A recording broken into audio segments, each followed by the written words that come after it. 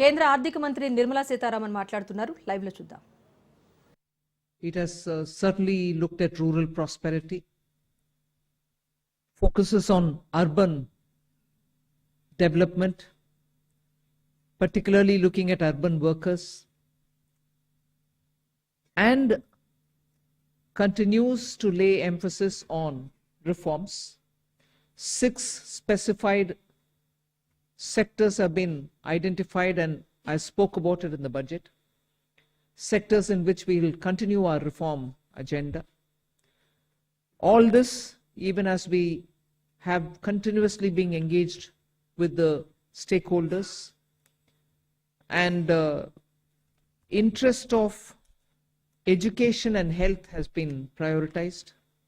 When we're talking about education, from a child in a daycare center, portion for women, lactating mothers, till the level of getting skilling done, and also for artificial intelligence and digital reading material for students and in school and colleges. Every aspect of education, and bringing in that dimension which is so critical for health.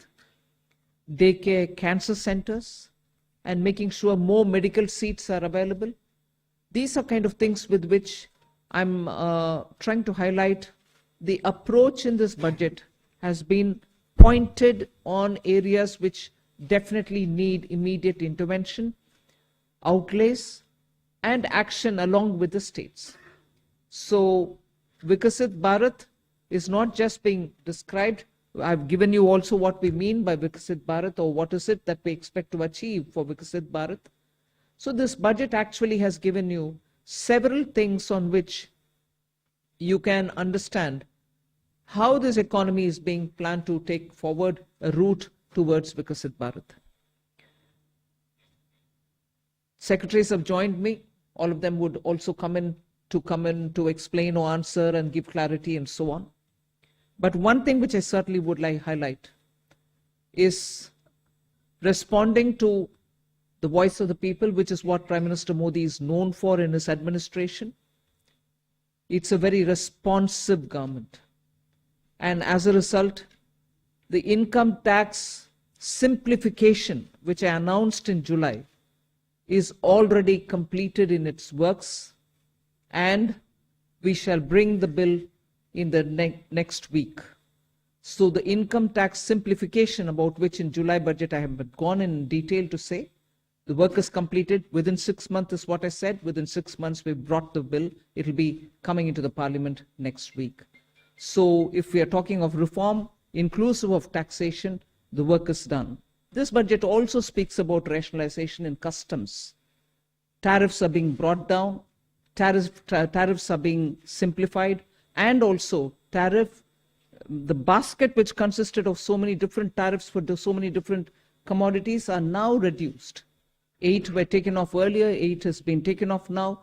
So whatever remains now, 7 I think remains, and that is all about India's tariff picture. So the usual narrative which goes on, saying is India being too heavy on tariffs? No, you find that we've drastically reduced and also simplified. So this budget has so many things for all of us to talk about.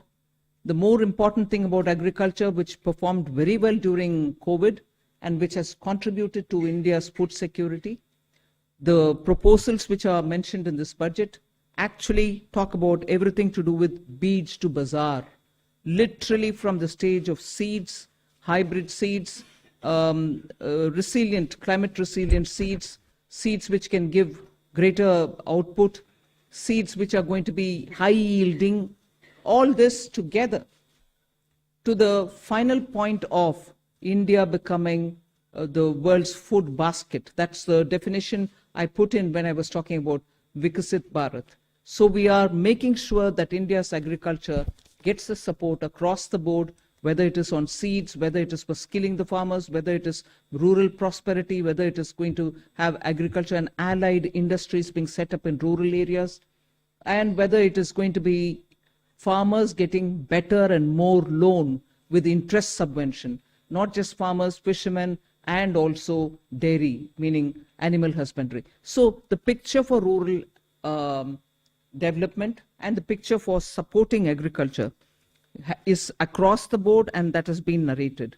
The second thing which I would want to highlight is the continued emphasis that we're giving since vote on account budget, July budget, and now on the MSMEs, whether it is giving them sovereign guaranteed loan, whether it is support during COVID, whether the definition being changed now for better, more inclusive growth in MSMEs, access to bank credit. So MSMEs have also been given greater emphasis. Together with this, I'd like to highlight the point that energy security has had greater attention in this budget. We've highlighted in July budget how even pump storage will have greater attention. Solar and wind and renewable energy has also been taking consistently good importance in our budgets. This time we are talking about the small modular reactors. I've also announced that there shall be 2 amendments, one to the Atomic Energy Act and the other one for the civil liability. All of this is going to help